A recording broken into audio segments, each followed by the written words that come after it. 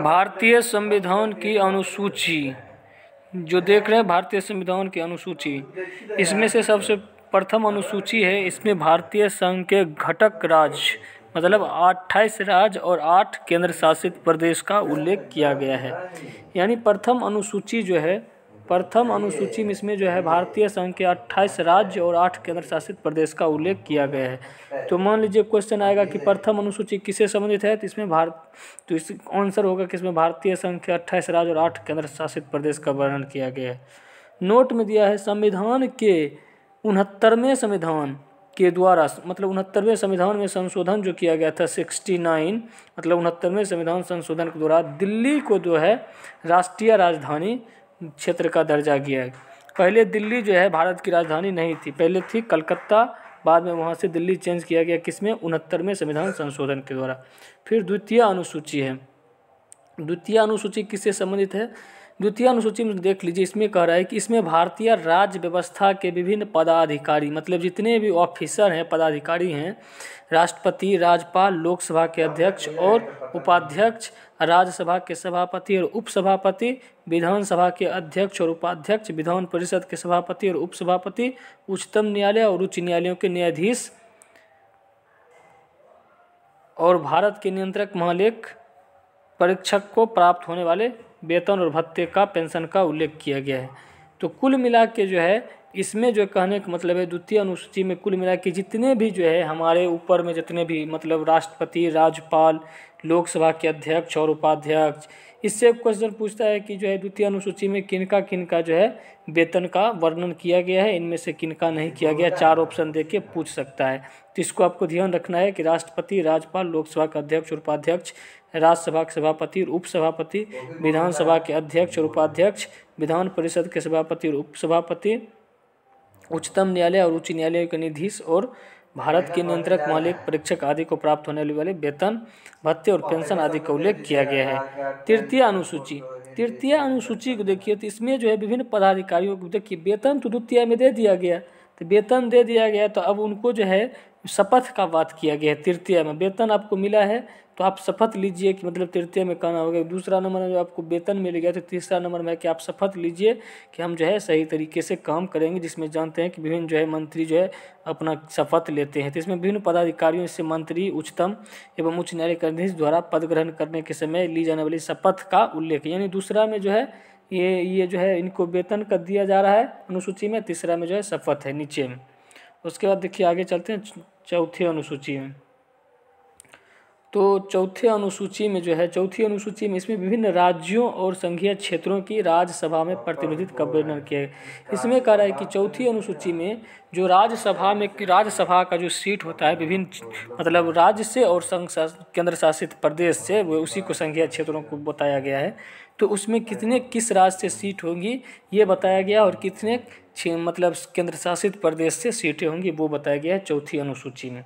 पांचवी अनुसूची है, इसमें विभिन्न अनुसूचित क्षेत्रों और अनुसूचित जनजाति के प्रशासन और नियंत्रण के बारे में उल्लेख, मतलब कि अनुसूचित क्षेत्र जो है और अनुसूचित जनजाति के प्रशासन और नियंत्रण के बारे में उल्लेख है पांचवी अनुसूची में। छठी अनुसूची की बात कीजिएगा तो इसमें जो है देखिए ये क्वेश्चन छठी अनुसूची से पूछता है कि किस किस राज्य से रिलेटेड है, तो इससे आपको ध्यान रखना है। तो छठी अनुसूची इसमें है असम है, मेघालय है, त्रिपुरा है और मिजोरम है। किन कौन है, असम, मेघालय, त्रिपुरा और मिजोरम। असम, मेघालय, त्रिपुरा और मिजोरम। तो इसको आप ऐसे भी याद कर सकते हैं, जैसे ATM होता है तो ATMM आपको याद रखना पड़ेगा। ये से हो जाएगा असम, टी से हो जाएगा त्रिपुरा, एगो से मेघालय, दूसरा से हो जाएगा मिजोरम। तो इस तरह से आपको याद रखना है। इसके जो जनजातीय क्षेत्र के प्रशासन के बारे में प्रावधान दिया गया है। दूसरा है सातवीं अनुसूची। सातवीं अनुसूची की बात कीजिएगा तो इसमें जो है इसमें केंद्र और राज्यों के बीच शक्ति के बंटवारे के बारे में दिया गया है। मतलब केंद्र और राज्यों के बीच कौन कौन सी शक्ति मतलब केंद्र के पास होगी, कौन सी शक्ति राज्य के पास होगी, वो जो है दिया गया है सातवीं अनुसूची में। तो सातवीं अनुसूची में इस तरह से जो है 3 प्रकार का सूचियाँ बनाई गई है, संघ सूची, राष्ट्र सूची और समवर्ती सूची। तो देखते हैं कि संघ सूची जो है किससे रिलेटेड है। तो दिया गया है कि इस सूची में दिए गए विषय पर केंद्र सरकार कानून बना सकती है। जो संघ है, जो संघ मतलब हो गया कि जो मतलब केंद्र सरकार जिस पे कानून बनाएगी उसे संघ सूची के अंतर्गत रखा गया है। संविधान के लागू होने के समय इसमें 97 विषय थे, मतलब 97 विषय थे, लेकिन वर्तमान में अभी जो है 100 है, मतलब 3 गो बढ़ गया है।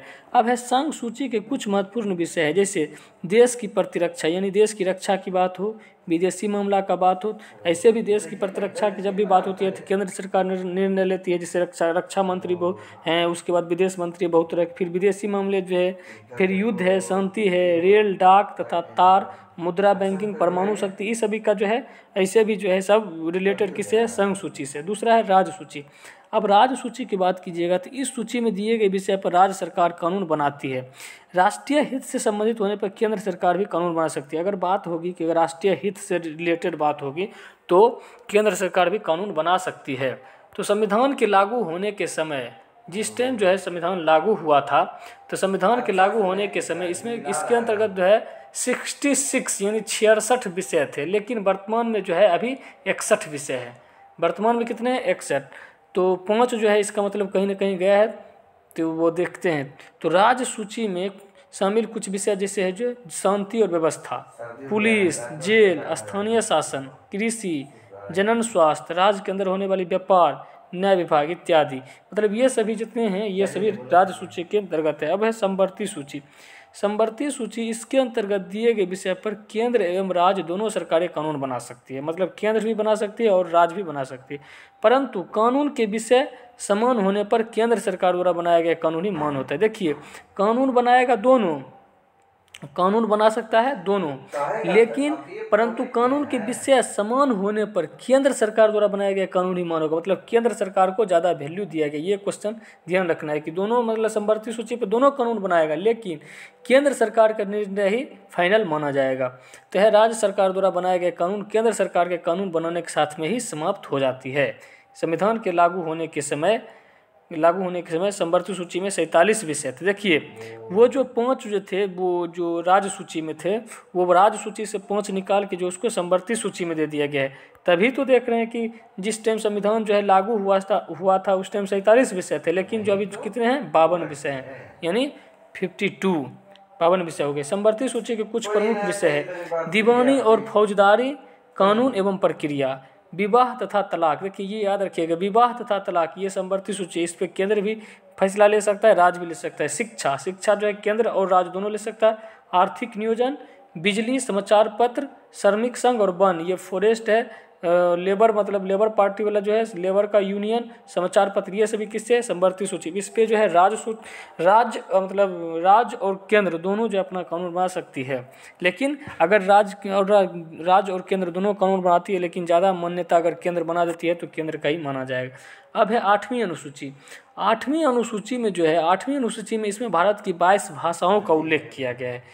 आप जानते हैं कि भारत में जो है 22 भाषाओं का संविधान में वर्णन किया गया है। मूल रूप से अगर देखिएगा तो मूल रूप से 8वीं अनुसूची में 14 भाषाएं थी। ये भी क्वेश्चन पूछता है कि मूल रूप से संविधान में कितनी संविधान में कितनी भाषाएं थी, 14 भाषाएं थी। तो 8वीं अनुसूची जब संविधान बना था तो उसमें 14 ही भाषा थी, लेकिन 1967 ईस्वी में जब 21वां संविधान संशोधन हुआ था संविधान में, तो सिंधी को जोड़ा गया।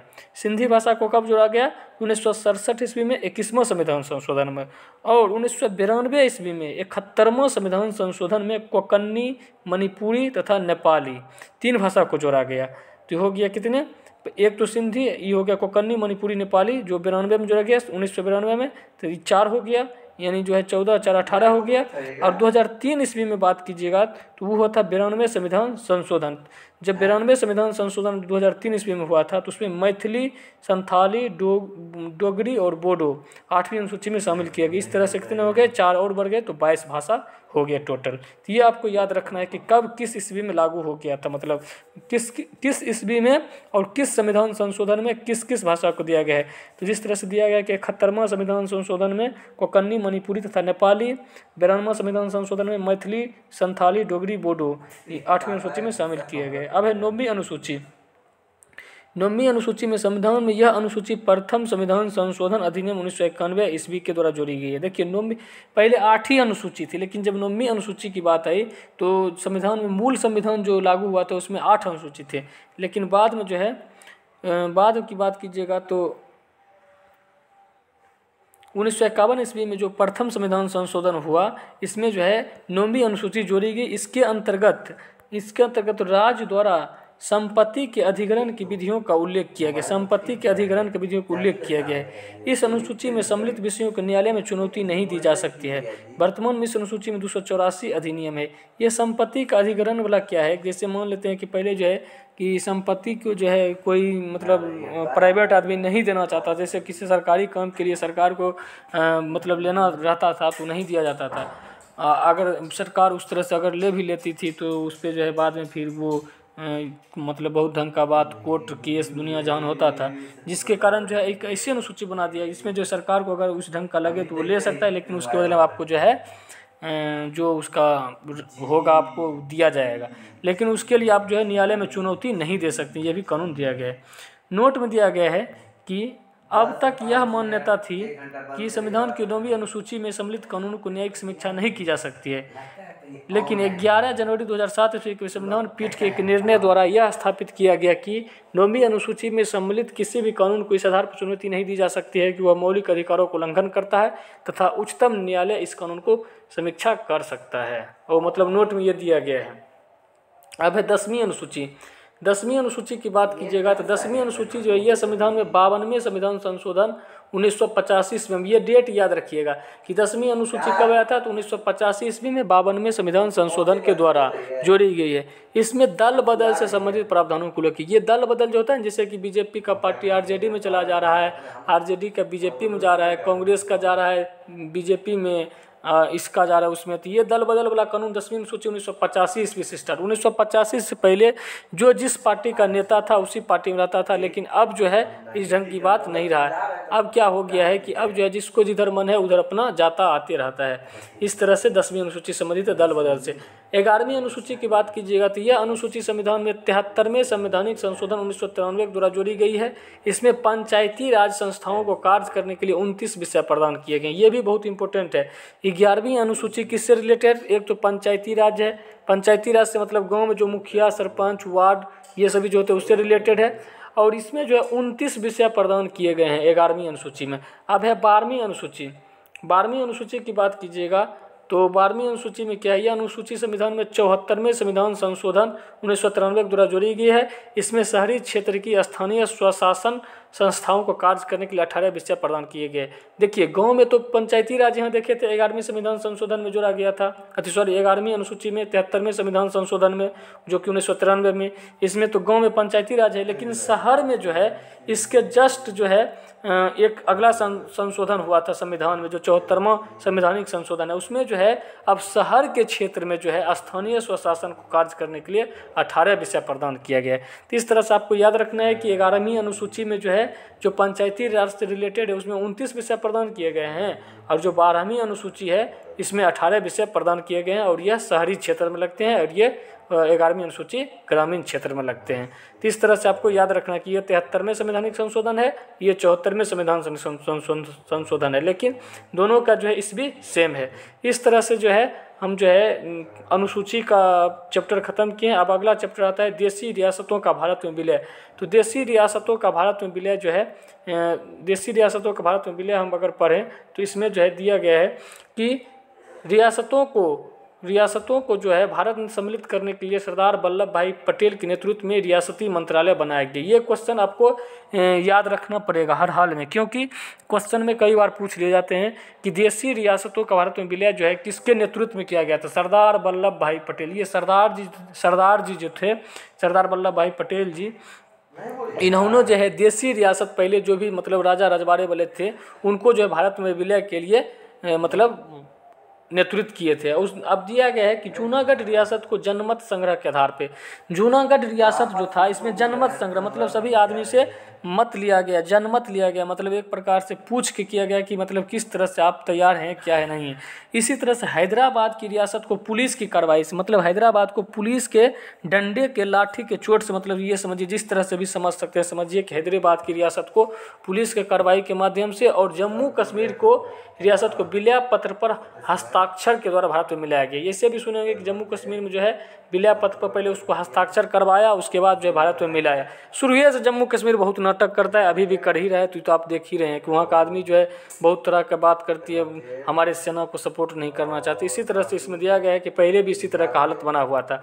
अब देशी रियासतों को जो है, देशी रियासतों को नोट में दिया है, देशी रियासतों को भारतीय संघ का अंग बनाने में सरदार वल्लभ भाई पटेल एवं बीपी मेनन ने सबसे महत्वपूर्ण भूमिका अदा की है। देखिए ये क्वेश्चन आपसे पूछ लिया जाएगा, हो सकता है कि 4 ऑप्शन देके पूछेगा किसने जो है देशी रियासतों को भारतीय संघ का अंग बनाने में मदद किया था। तो ये प्रथम है सरदार वल्लभ भाई पटेल और दूसरा है बीपी मेनन ने महत्वपूर्ण भूमिका। इस तरह से जो है ये चैप्टर अपना खत्म होता है और अगले दिन हम जो है दूसरा चैप्टर लाएंगे बहुत जल्दी, जो है पूरा लुसेंट किसी तरह जो है हर हाल में कवर करवाएंगे सभी आदमी को। चलिए थैंक यू, आगे जो है फिर हम जल्दी लाने की कोशिश करेंगे। Thank you.